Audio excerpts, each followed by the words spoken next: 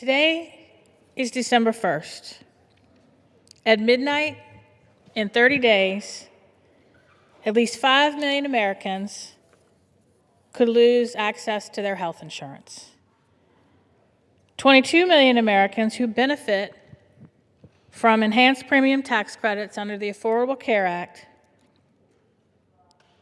as they began open enrollment a month ago, started to see their health insurance premiums spike. Last week, in honor of Prematurity Awareness Month, I stood on this floor to talk about how the Affordable Care Act expanded insurance to millions of Americans, how Medicaid expansion expanded insurance to millions of Americans, and how critically important to a full-term birth with a non-fatal outcome for mother and child, how critically important that health insurance coverage is. In the middle of the week, with several other mothers of preemies, I talked about my story, my birth story. 10 years ago, when I woke up one morning and my placenta ruptured, and after almost bleeding to death, my daughter, Samantha, was born by emergency C-section. It was the scariest moment of my life. And the hardest moment was the fact that I could not hold her, see her, or touch her for 24 hours as she was in the NICU. And then the moment when I walked out of the hospital and had to leave her in the NICU for 6 more weeks. I don't remember how much that NICU bill was, because I was one of the lucky ones who had health insurance cover that stay.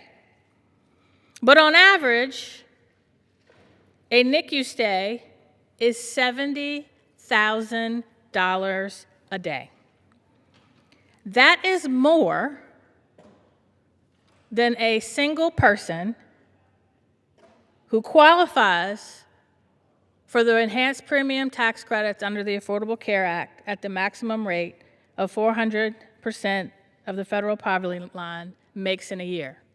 That person makes $62,600. The average NICU stay is $70,000.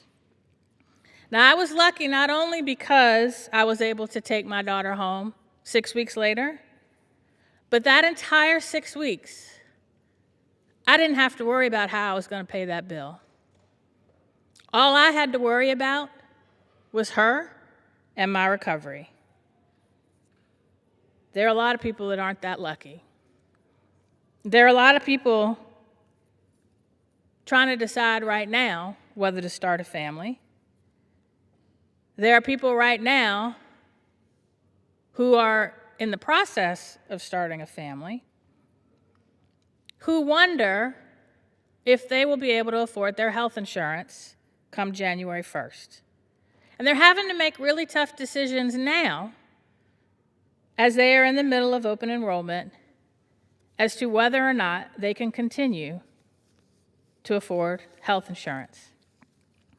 Tonight, members of the Congressional Black Caucus will bring you stories from our constituents, from the states that we represent, of people who will be priced out of the insurance market, who will be one illness or accident away from economic devastation if Congress does not act to extend the enhanced premium tax credits beyond December 1st. Mr. Speaker, I would like to yield first to our chairwoman, the representative from New York's 9th District, Yvette Clarke, to tell some stories. I thank the gentlelady from Virginia for her steadfast leadership and for hosting our special order hour this evening. Mr. Speaker, good evening.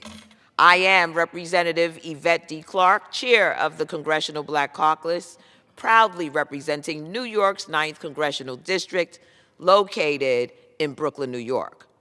I want to thank my colleague, Congresswoman Jennifer McClellan, for anchoring this Congressional Black Caucus Special Order Hour.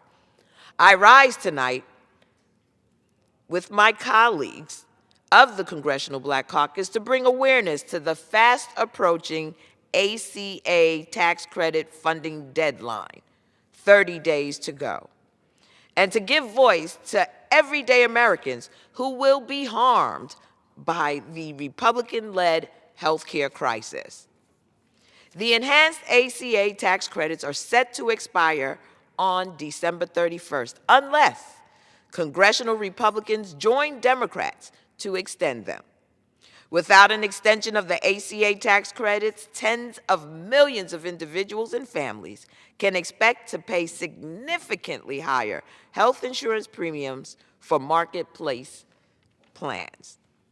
Without these tax credits, Americans will see their health care costs skyrocket, increase by hundreds, if not thousands of dollars per month, which will force families who are already struggling with the cost of living to face unaffordable premium spikes or lose coverage altogether. The ACA tax credits have ensured that families, seniors, young adults, and workers in every CBC district could afford quality health care.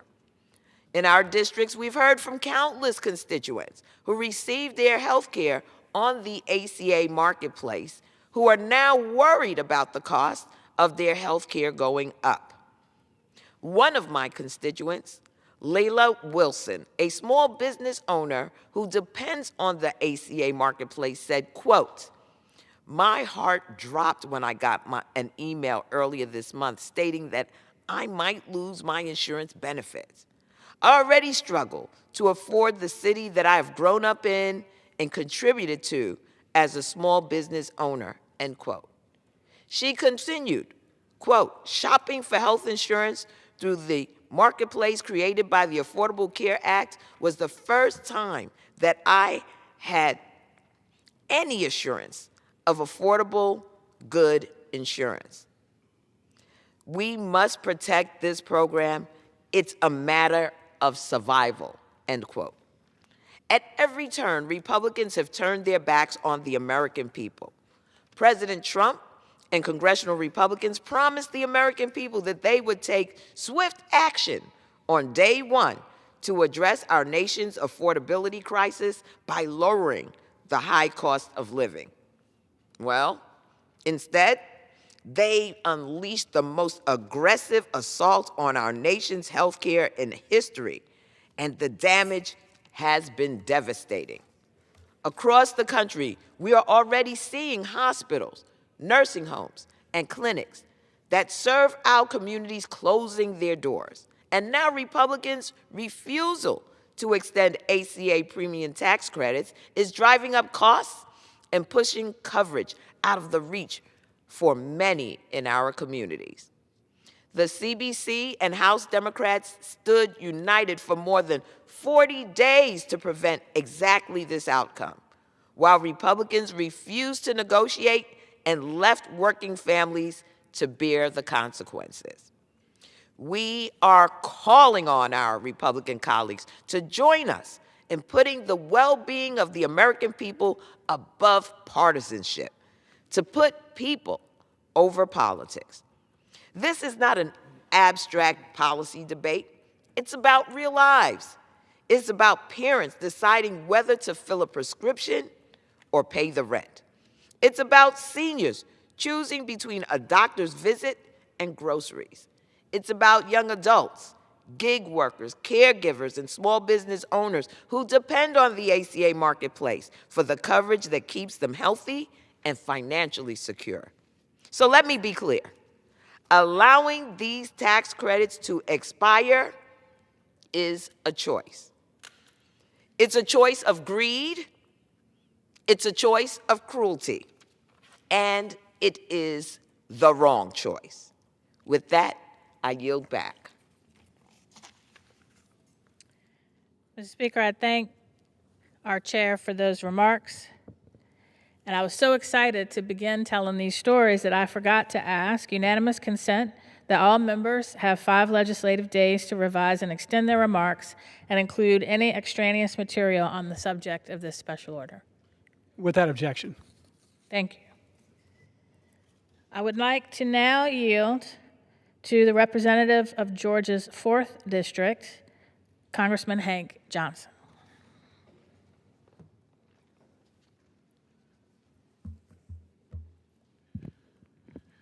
Thank you, Representative McClellan, for running point on this special order hour for the CBC. You are a legislative champion, both in the State House and in the Federal House. And so it's good to be with you tonight, and I thank you for recognizing me. I also want to give a shout out to our beloved leader of the CBC, Representative Yvette Clarke, who's doing a fine job leading us through these difficult times. And these are difficult times for us. We here in Congress having difficult time. You know, you see it, but the difficulties that we face are nothing compared to what you face out there. You are the ones who are struggling to put food on the table. You are the ones that are struggling to keep a roof over your head and the head of your family. You are the ones struggling to work 8 hours a day for an honest day's wage, only to come up short and having to work second and third jobs in order to make ends meet. While you see others living lavishly, surrounded by gold ornaments on everything that they can touch, building ballrooms for the rich and wealthy after knocking down the historic East Wing of the White House and doing it without anybody's consent, just deciding, waking up and deciding, I'm going to do this. We live in a democracy, not someplace where a king is in charge, and that king is playing politics with the people. The other day, he floated the idea that he wanted to extend the Affordable Care tax credits, Obamacare tax credits. He floated that idea but got some pushback from a few representatives on the Republican side of the aisle, and so he snatched it back. He doesn't realize that real people are depending on those tax credits in order to make insurance affordable for them. People like Vivian in my district, who I had a phone conversation with recently about the rising cost of her health care premiums due to the Republicans' cruel refusal to extend Obamacare tax subsidies. She told me, quote, that's just an amount I simply cannot afford. Representative McClellan and Mr. Speaker, her premiums are going from $50 a month all the way up to $1,260 a month, from $50 a month to $1,260 a month. There's no way that she can afford that. Vivian has suffered from psoriatic arthritis since she was 27, and she now has vision problems in one eye. She relies on specialty medications to deal with her conditions. And while Vivian faces skyrocketing health care costs, her husband is dealing with cancer. Luckily, he's on Medicare and is receiving the care that he needs, but if Vivian is cut off from her access to care, there's no way that she can keep going and taking care of him at the same time. Without the Obamacare subsidies, she said, my quality of life will be non-existent. Vivian told me that without health care and access to her medications, She would lose vision in one eye, and because the medications help keep her arthritis at bay, it allows her to do seemingly simple things, just to tie her shoes or walk without pain. Obamacare subsidies, she said, have saved my life. I don't know what I'll do without it. People are people. Access to quality, affordable care shouldn't be a partisan issue, she said. And I agree.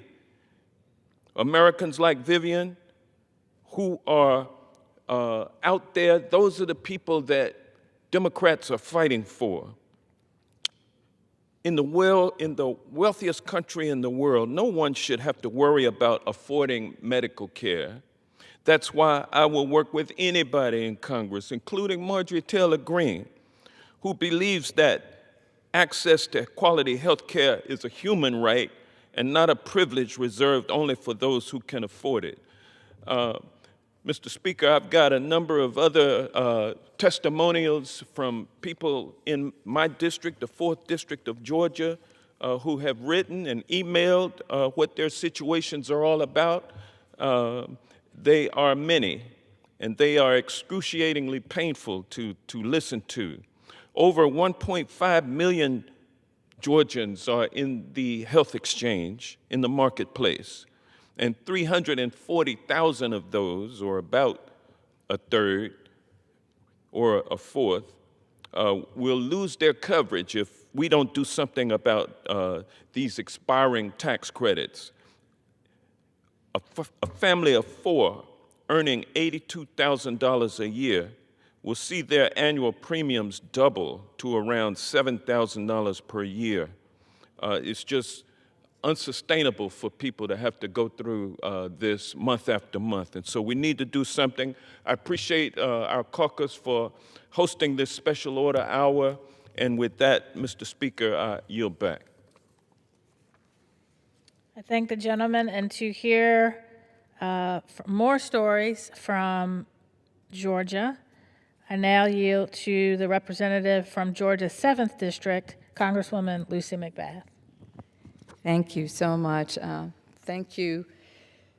Mr. Speaker, I rise today to speak out on the rising cost of health care, which are putting undue burdens on the American people. And I want to thank my colleague, Representative Jennifer McClellan, for consistently continuing to elevate the voices of the Congressional Black Caucus members as we talk about the stories of our communities and the stories of our people and those that we represent, highlighting the needs of those in our nation that are suffering right now. I want to thank our chair of the Congressional Black Caucus, Yvette Clarke, for her earnest, continued work to also make sure that the Congressional Black Caucus is standing on the front lines, trying to each and every day to make sure that we are defending people's right to exist in this country freely and fairly without these undue burdens.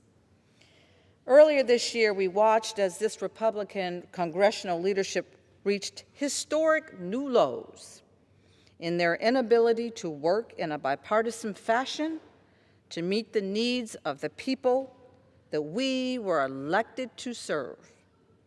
For 43 days, Speaker Johnson refused to come to the table and extend the health care subsidies, which will prevent premiums from skyrocketing for the millions of Americans who get their insurance from the Affordable Care Act marketplace. And that's about more than 70,000 people, constituents in my district alone. And during that same time, we watched President Trump and his administration play politics with federal food assistance, jeopardizing benefits for hungry families. I heard a story in my district in Georgia from Rich about the impact that these cost increases would have on his livelihood. And I've heard many stories, but this one really struck me. He writes, and I quote, "I am the self-employed sole provider for a family of 4, where 2 of us have pre-existing conditions. If the Republicans get their way and remove the subsidies, my very basic catastrophe plan, style HMO, will literally increase tenfold. I'm currently spending 39% of my income on health care, including the subsidized ACA policy. Removing subsidies will ultimately lead me to financial bankruptcy," end quote. And there are more stories just like this, and they're a window into how the chaos and unpredictability of this administration is making it harder on working families to succeed and thrive. Since January, we have dealt with the uncertainty and the chaos that has been brought by this second Trump administration.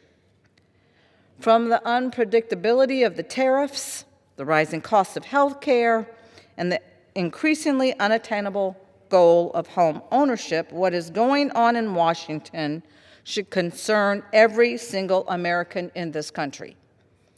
Congress and the Trump administration should be doing more to lower costs and improve outcomes for our hard-working families. As I have continued to do since I first came to Congress, I have been committed to addressing the concerns of the families who I'm very honored to represent. No family in this country should ever be forced to choose between paying their insurance premiums or for prescription drugs over paying their mortgage. That is unconscionable, and that is most definitely un-American. We must identify solutions to put the dream of home ownership back into reality for young Americans. And we must make it less expensive for Americans to get the skills necessary to provide a decent life for themselves and for their families. But they can't do that if they're sick. They can't do that if they can't go to work. They can't do that if they can't pay their bills, their hospital bills, their medical bills. I'm a 2-time breast cancer survivor myself, and not a day goes by that I don't think about how egregious not extending these ACA tax subsidies is to the American people. I am a lucky person. I'm very grateful that I had the ability to have private insurance, group insurance, where I could pay for all of my health care, and I didn't have to sit there and worry about how I was paying the bills while I was getting healthy and well. But there are people all over this country that if they ever get sick, that is the absolute demise of their ability to be able to live in this country and care for their families. And that is un-American. I'm so grateful to Chairwoman Clark and my fellow CBC member, Representative McClellan, for convening us again tonight as we look ahead to the year of 2026. I truly look forward to working with every single one of my colleagues to build a better life for the hard-working families that we are privileged to represent. But I honestly pray every single day that everyone here, every one of us in this chamber, truly is committed to the same ideals. And I yield. I thank the gentlewoman. I now yield to the representative from Florida's 20th District, Congresswoman Sheila Scherflis McCormick. Thank you so much, Representative McClellan, for hosting this tonight, and thank you, Mr. Speaker, for hearing the cries of our district and what they're suffering and the political anxiety that they're living in, just thinking that their health care for them and their families will be stripped from them. Mr. Speaker, I rise today for a woman named Maria. Maria lives in Broward County. She's a home health aide who works full-time, raising 2 children, and still cannot afford health insurance without the tax credit from the Affordable Care Act. Because of those credits, Maria can take her blood pressure medication, and her son can see a specialist for his asthma. These are not extras. These are basic human survival and dignity matters. But if these credits expire, Maria's premiums will more than double. She will be forced to choose which child sees a doctor and which child stays home and waits to get better. Mr. Speaker, that is not a choice any mother should have to face. That is not freedom, that is fear. And Maria is not alone. In Florida's 20th district, more than 20,000 people depend on these tax credits, and many are already dealing with serious gaps in their health care. This is not a policy debate. This is not a question of who we choose to value. This is a question of dignity for all Americans and their right to survive. I'm calling on every member in this House to look beyond party politics, party games, and trying to get the limelight, and actually put human beings' lives in front and center. The shutdown may be over, but our responsibility to protect the health and dignity of the American people is not. If we do not pass the ACA tax credits, we will be guilty of political malpractice for each person who goes without health care and who has an unfortunate demise. Once again, I stress every member in this body to make sure we retain health care and dignity of all the Americans in this country and their right to have health care and survive like anyone else. With that, Mr. Speaker, I yield back. I thank the gentlewoman, and now I yield to the gentleman from Maryland's 4th District, Congressman Glenn Ivey.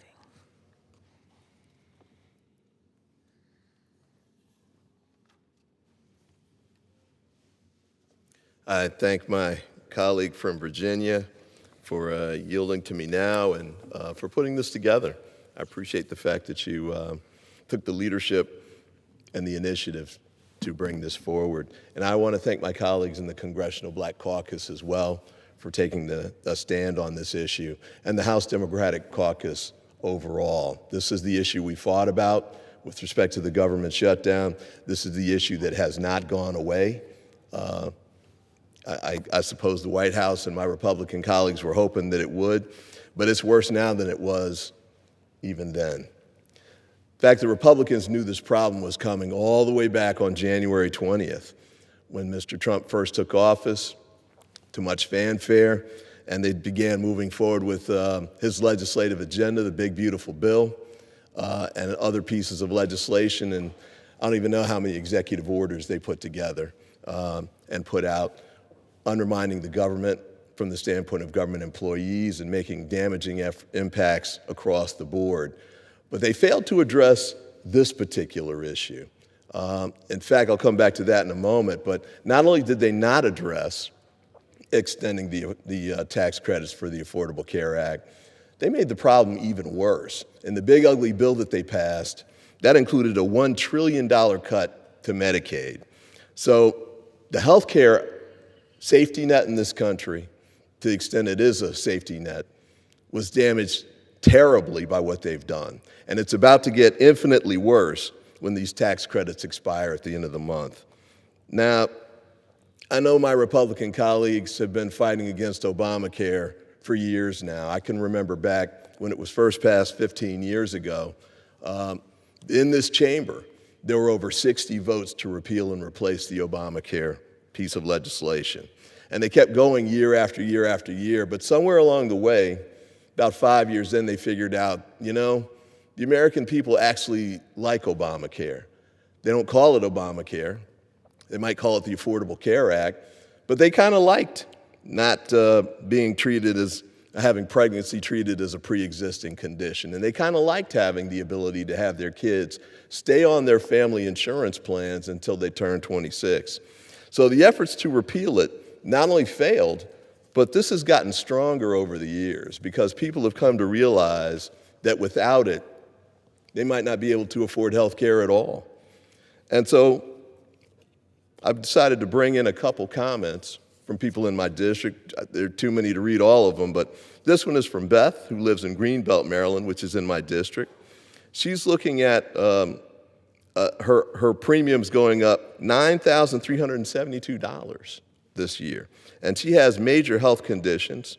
that require ongoing health care that she can't avoid. And this was brought on by major surgery that she underwent several years ago. And her case isn't unique. In the state of Maryland, the impact that's estimated on 14,000 or so members of my district, a 60-year-old couple, $82,000 income, is looking at a 168% increase if these affordable care tax credits are allowed to expire. A family of four, ages 45, 15, and 10, they're looking at a 200% increase in their monthly premiums. Obviously, most families can't sustain that. Now, I'm going to pick one. I read an article in the Washington Post a little while ago. This is from a gentleman in Altoona, Pennsylvania. That's not my district, obviously. That's the district of Congressman Joyce. But his name was Matt Hornberger. He's 61 years old in Altoona, Pennsylvania. His monthly payments for him and his wife will rise from $670 to $2,054 monthly payments. And he said this: between the high deductible and $25,000 in premiums, this is 40% of our income. I'm just trying to live a life here and be able to go to the doctor when you need to go to the doctor. He ought to be able to do that. In fact, every American ought to be able to do that. So what have we gotten from our Republican colleagues in the 9 months or so since they took over the White House, the House, and the Senate? Well, not much. I remember the president saying in the debate that he didn't have a plan, he had a concept of a plan. I'm not sure we've gotten much past the concept point 9 months later. But he did say, what about HSAs? What about that? Well, you know, I was looking at that, doing a little research, and an economist, Doug Holtz-Eakin, who works for the American Action Forum, a conservative think tank, said this: there's a place for health savings accounts to augment insurance and fill things out around the edges, but it can't be the core insurance product. And the reason for that is because it's not designed to be the core insurance product. Matter of fact, we've got HSAs in place now, but 66% of these or so only have $1,000 or less in the account. Now, as you heard from my colleague in Virginia, $1,000 doesn't go a long way in our healthcare system. $70,000 a day for the NICU system. I remember I'm a kidney cancer survivor. $1,000 sure wouldn't have covered my insurance for the surgery that I underwent. Matter of fact, it wouldn't even have covered the MRI that allowed us to find it, fortunately very early on. Now, what's the path forward? I'll say this, I've got to complain a bit, because we've been talking about this issue the whole time. I'm a father, I've got 6 kids. And this reminds me a little bit of one of them. He came home from school one day and he looked at his mom and he said, looked at his mom, of course, and said, Mom, will you help me with this project I've got? And she said, honey, I'm a little tied up right now. Can I help you out later? And he said, well, we can't really wait on this. And she said, why not? And he said, it's because it's a big part of my grade. It's a huge part of my grade. And she said, okay, well, I'll help you out with it, but when's it due? He said, tomorrow. And she said, when did you know about this project? And it turned out he knew he had this assignment months ago, but he hadn't done anything to get ready for it. He hadn't let us know that he needed the help to work on it, and he certainly hadn't done any work to prepare the project. That's what our Republican colleagues are doing right now. They came in office in January 20th, knowing that these ACA tax credits were going to expire, didn't do anything to address it. And not only that, we brought it to their attention when this bill was moving through, the big ugly bill, and tried to address it then, but they refused to extend the tax credits then. We tried to offer amendments at the committee level. I'm on the Appropriations Committee. We offered four of those to try and amend this piece just to extend it. We can try and fix it. If you got other things you want to do with it, Let's extend it now so it doesn't expire. They refused to do it, voted it down 4 times on a party line vote. Over and over and over again, just like they had done over the previous 15 years when they were trying to get rid of it. Maybe this is death by 1,000 cuts in their minds, but something strange happened along the way. The American people started getting these notices in the mail that their premiums were about to double or triple. And the American people, millions of them across the country, started realizing that there is no way I can afford to pay that. I'm going to be forced into the choice of either dropping the insurance or taking some other drastic measure, selling my house. One lady said she might have to pull her kid out of college to pay for this health care coverage. It's absolutely outrageous, but the failure to do something until the 11th hour is a total abdication of their responsibility of leadership, not just in the House, not just in the Senate, not just in the White House, but entirely across the board. The Republican Party didn't wake up to this until the American people started screaming in their ears. Well, now here we are. What's the path forward? Well, Senator Schumer, this is back during the government shutdown piece, at the end of it, he said, well, tell you what, why don't we just extend it for a year, put a task force together to try and work out differences, because I understand my Republicans don't agree with everything. Let's take a year and extend it and try and work it out. Not only did the Republicans in the Senate reject that, they actually called him, they said, this is stupid. I can't believe he would propose this. Those were the types of comments that he got from his Senate colleagues for proposing a 1-year extension. Right now, there's a 3-year discharge petition that would extend the tax credits for 3 years. I don't know that there are any Republicans who've signed on to that. But I tell you what, I think we've got about 9 legislative days left. Like my kids, at least my kids were only in, early teens. But if they want to do the big fixes they've been talking about with respect to health care, they're not going to be able to do it in 9 days.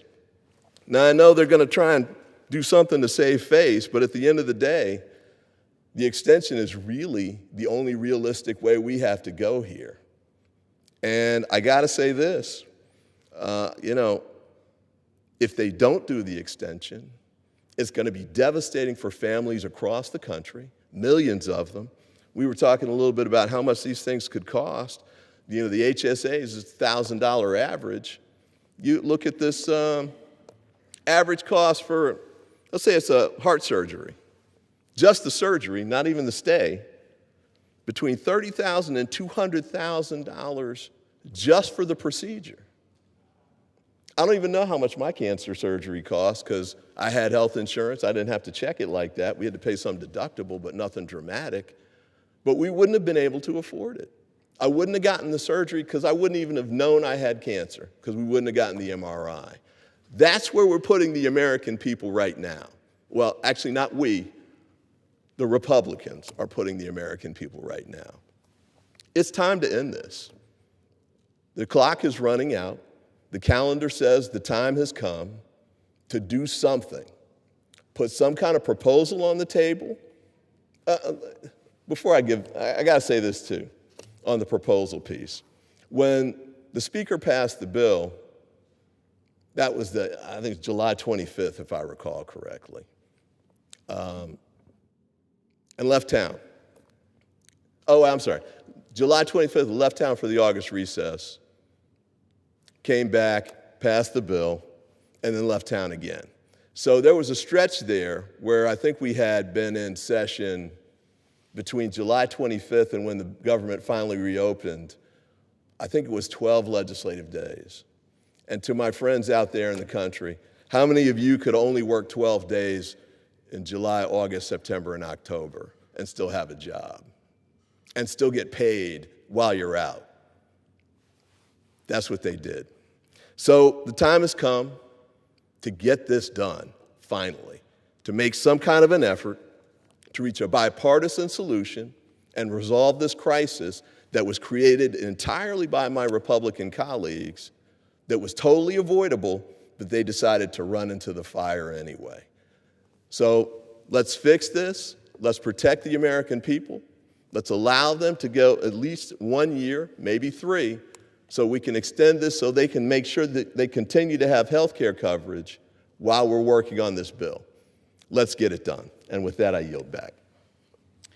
Mr. Speaker, may I inquire as to the time remaining?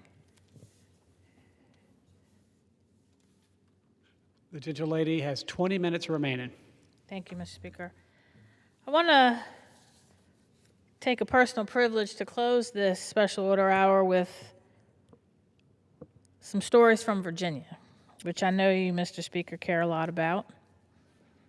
You and I served together in the state legislature there, where we were able to find common ground across the aisle a little more easily than we're able to do in Congress. But in Virginia,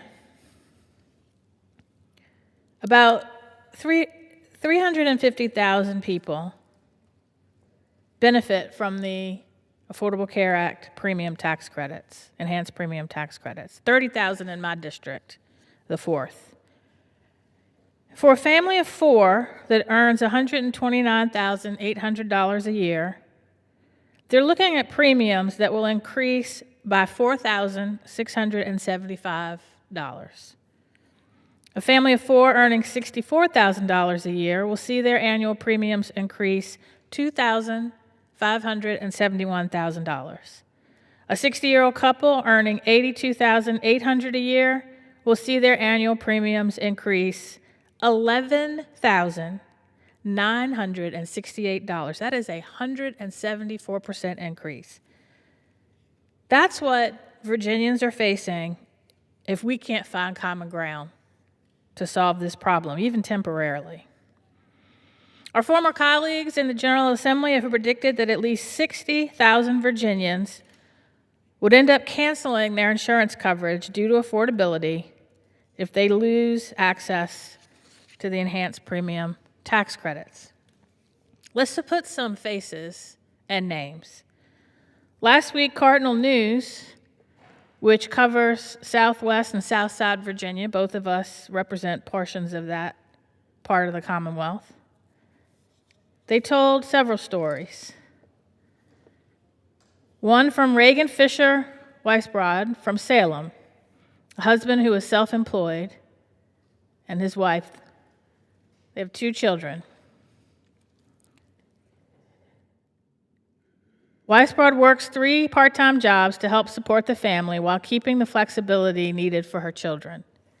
She spends some days as a substitute teacher and as a business manager for a library association. She does some bookkeeping on the side. None of these jobs offer benefits. She has a bachelor's degree in psychology, roughly 2 decades of experience in health insurance and accounting, and she's willing to take almost any job that will offer benefits. She said even if that means working at McDonald's, because she doesn't want to let her children go without health care.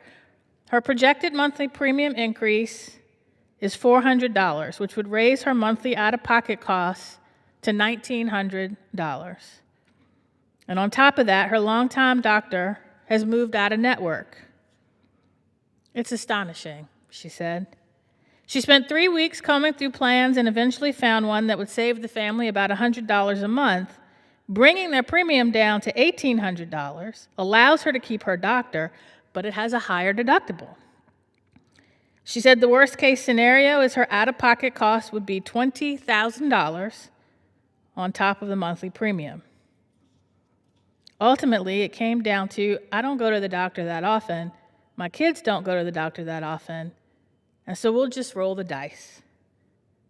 She said, we'll wrap some bubble wrap around us, I guess. I don't think bubble wrap is going to help if they get in a car accident. Victoria Cassells, an accountant in Roanoke, worries about her adult daughter who lives in Richmond, who is a self-employed graphic designer with an autoimmune disease. Her condition limits how much work she can take on, and she depends on marketplace coverage. Her monthly premium rose by $400, about 3 times higher than it was last year. And Cassell's going to do what she can to help her daughter cover the costs if she can't take on enough work to meet this new expense. Cassels prepares taxes for individuals and small businesses and says more of her younger clients are talking about dropping health insurance altogether because they just can't afford it. In the last few years, she's had a slew of clients in their 20s and 30s who have started their own businesses, just getting started in life. They don't have the savings to afford the increasing costs of health insurance. Without health insurance, it's going to be very difficult for them to start a family. Ben Pierman, financial advisor from Bent Mountain in Roanoke.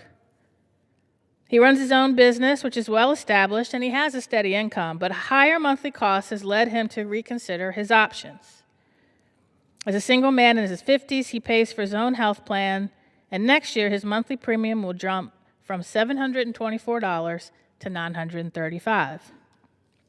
He can absorb the higher cost, but is considering switching to concierge care, a model in which the patients pay a flat monthly fee, but that would leave him without insurance if an accident happens. Linda Bartlett, 64, in semi-retirement last year and now works part-time at Roanoke's Mass General Store. She turned to the marketplace until she qualifies for Medicare. Her premium is about to double, bringing her monthly payment to $1,200, which is nearly all of her Social Security check.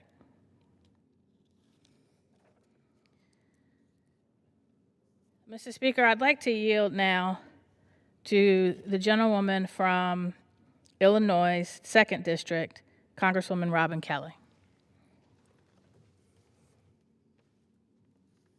Thank you, my colleague. Mr. Speaker, I rise today as the chair of the Congressional Black Caucus Health Brain Trust to urge my colleagues across the aisle to extend the ACA tax credits. As you know, they're set to expire at the end of the year and will cause monthly health bills to skyrocket for millions of Americans. The rising cost of health care goes beyond the individual. It affects Black small business owners. A business owner in my district owns several coffee shops and worries about her employees being able to afford health care. She feels responsible for her employees, but health care is a large expense for a small business. The ACA premium tax credits provide affordable care to her employees, allowing her coffee shop and her employees to thrive. Another business owner in my district runs a wine production business that sells nationwide. Despite her success, she has to rely on her husband's job for health care. These are two small business owners who have created their own success and through their businesses created jobs for other people.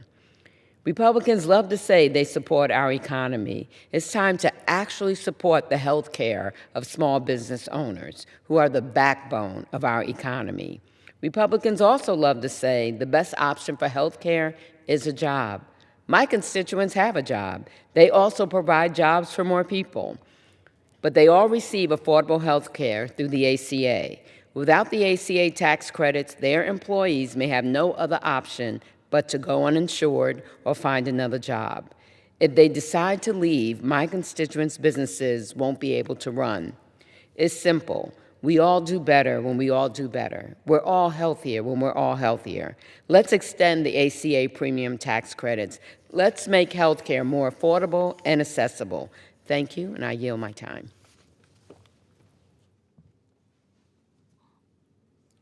So I want to put this debate in a larger context. I was in the state legislature when the Affordable Care Act passed.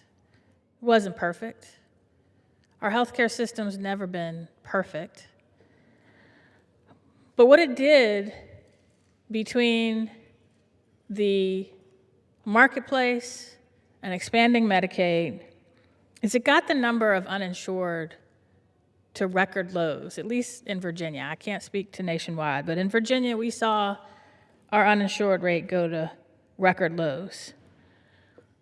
We were able to expand Medicaid on a bipartisan basis because it didn't just benefit urban cores, but suburban centers and rural communities. Rural communities that had high numbers of uninsured who were worried about how their healthcare centers, their hospitals, were going to have the volumes to stay open. So we expanded Medicaid, And during I call it the big ugly bill, we put millions of Americans at risk of losing their health insurance through cuts to Medicaid. We saw a list of over 300 hospitals in rural areas identified as being at risk of closing. And during the August recess, I traveled all over Virginia, not just to talk to my constituents, but as one of only 2 members of the Energy and Commerce Committee, to talk to a wide cross-section of Virginians. I visited a dental clinic in Abingdon. 80% of their patients are covered by Medicaid, 80%. The other 20% uninsured. Before that clinic opened, that community got dental services once a year when a mobile dental clinic showed up, and the line was incredibly long to get 1 day of dental service a year. When I visited this clinic, I didn't come in with any talking points. I just came to tour and I asked, what keeps you up at night? And the director says, I don't know how we're going to keep our doors open with these Medicaid cuts. 2 TV stations were there who were there when the clinic opened because they understood what a big deal this clinic was, not just for Abingdon, but the entire southwest corner of the Commonwealth. And my colleague who represents that area in response to that visit said, Democrats are just fear-mongering. Well, lo and behold, less than a month later, 3 rural clinics closed, citing Medicaid cuts in H.R. 1. A hospital in Farmville closed its labor and delivery unit. I ran for office because I grew up listening to my parents tell stories when they grew up in the segregated South during the Depression. They saw the best of government and they saw the worst of government. And the best of government is when people came together to solve problems, to help people who were hurting through no fault of their own, who were working day in and day out and couldn't afford to put food on the table, couldn't afford health care when they got sick, couldn't afford a roof over their head. Worst of government is when we sit here and focus more on how can I score political points, or how can I benefit the wealthiest 1% on the backs of every other working American. And I'm going to tell you, as I traveled around Virginia in August, in October, in the 54 days that we weren't doing our job here in Washington, not having committee hearings, not voting on the House floor, what I heard was people losing faith that our government knows how to be at its best. But we got to get back to that. Because I'm going to tell you what, our system is not perfect. That's why in the Constitution it says our government was formed in order to form a more perfect union. Not a perfect union, a more perfect union. And the beauty of our form of government is when we listen to the people, when we see they're hurting, and we have an opportunity to do something to stop that hurting, when we have an opportunity to feed the hungry, when we have an opportunity to house the homeless, when we have an opportunity to care for the sick, when we have an opportunity to welcome the stranger, when we have the opportunity to visit the incarcerated, when we do for the least of these, we're at our best. We've gotten away from that, Mr. Speaker. We better get back to it because the American people are losing faith. that this body, Congress, will do its job. We better do it. They're depending on us to. They've told us they're worried. You've heard stories tonight. This is just one thing people are worried about. We need to get back to our better nature. Come together, find common ground, and help people who are wondering, come January 1, how am I going to afford this health insurance? What am I going to do when my kid burns their hand, ends up in a burn unit with a $15,000 bill that I can't afford to pay? What am I going to do if my baby is born prematurely and has to stay in the NICU at an average price of $70,000 a day? People are wondering, do we hear them? And are we going to act? And with that, I yield back.